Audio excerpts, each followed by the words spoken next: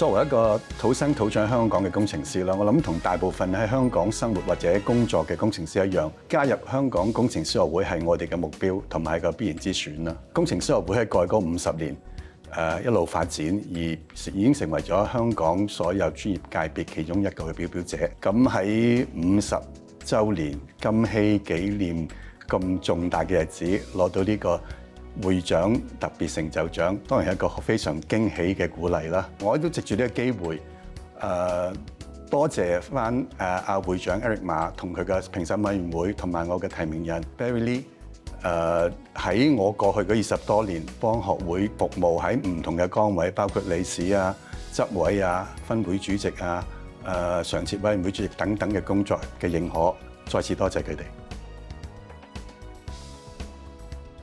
以我過去幾十年嘅工作經驗同埋體會咧，都可以同啲年輕嘅工程師分享一下嘅。咁其實我喺2022年工程師學會舉辦嘅 Engineering Exposition 裏邊咧，同200幾個工程師發表過一個演說咧，就係講關於我以下嗰幾點嘅。第一點就係 knowledge。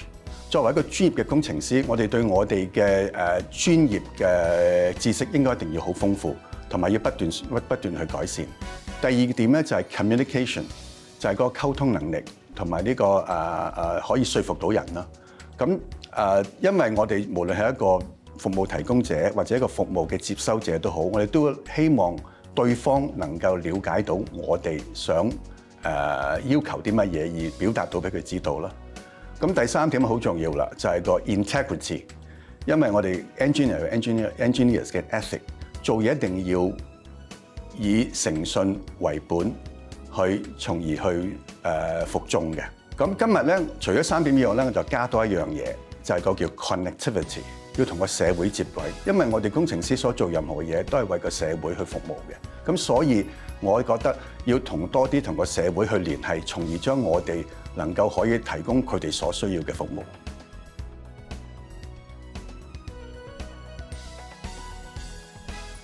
其實我一路自己喺度諗翻轉頭咧，其實整體嚟講咧，我係得益多過個付出嘅。我舉個例子咧，就係我除咗參加工程師學會嘅服務以外咧，我亦都好積極參加呢個英國燃氣專業學會嘅一啲工作。咁好彩地咧，我就喺過去嗰20多年咧，就做佢哋嘅分會主席，做佢哋嘅理事啦。咁最後咧就入到去做到佢嘅副會長、會長等等。咁咧呢個係一個非常榮幸嘅一個工作嚟嘅，因為我係佢哋喺150幾年裏邊第2位非常駐喺英國嘅會長。喺我做會長2020到2021嗰段期間裏邊咧，咁亦都好彩，我哋有好多工作要做，包括就係當時佢哋嘅 Prime Minister 啦 Boris Johnson 咧就出咗 10-point policies， 就係 for 呢個net Carbon Zero 嘅，即係所謂叫2050嘅碳中和計劃啦。我哋個會亦都俾咗好多我哋嘅意見。咁佢喺佢嗰個policy 裏邊亦都係即係接納咗我哋俾嘅意見啦。咁同埋當年我喺我哋個學會做咗一個annual 嘅 Energy Conference 咧，我亦都好幸運地能夠邀請到當時嘅能源大臣做我哋嘅 keynote speakers。咁亦都我亦都同佢有一個幾fruitful 嘅一個交流啦。咁其實呢方面對我嚟講，如果我冇參與呢個學會咧，基本上我就唔能夠有咁嘅機會能夠接觸到呢啲英國方面嘅一啲能源嘅 policy 啦。咁因為 Late Queen 咧過咗身嘅英女王咧，亦都係我哋個會嘅patron 嚟嘅。咁所以我完成咗之後咧，佢都我好欣慰收到佢一封感謝信俾咗我。咁佢亦都係我諗係我呢啲人生裏邊俾一個比較有幸嘅一頁啦，可以咁講。工程師點能夠再服務翻個社會咧，或者回饋翻個社會咧？咁我嘅概念就係工程師係咩咧？工程師其實係一個建造者。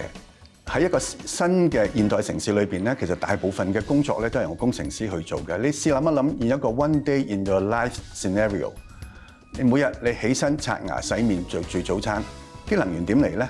你離開屋企搭 lift 落街，道路、橋、交通工具等等，全部都係由工程師去參與去建造嘅。咁如果冇工程師，個社會嘅發展絕對唔會有而家今天嘅一個咁嘅成就。所以我覺得工程師係一個成個社會裏邊嘅一個好重要嘅一個建造者，幫社會能夠推動出嚟嘅。